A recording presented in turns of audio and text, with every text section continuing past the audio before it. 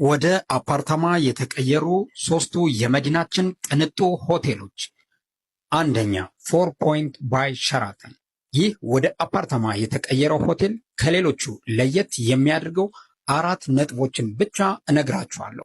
አንደኛ፣ ሆቴሉ በ5 ኮከብ ስታንዳርድ የተሰራ ስለሆነ የቤቶቹ የጣሪያ ከፍታ 3 ሜትር ከ75 ሴንቲሜትር ይረዝማሉ።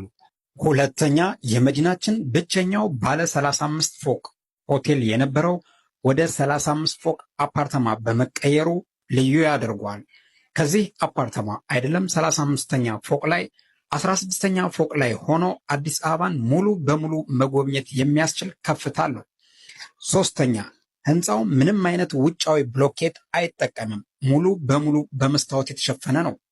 አራተኛ፣ ለአፓርታማው የወጣለት ዋጋ እጅግ አስገራሚ ነው። ሆቴል ስታንዳርድ እንደመሆኑ መጠን የወጣለት ዋጋ እጅግ ዝቅተኛ የሚባል ነው።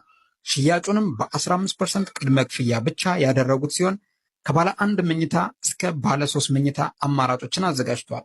የባንክ ብድር ለሚፈልጉ እስከ 20 ዓመት የሚቆይ ተመቻችቶለታል።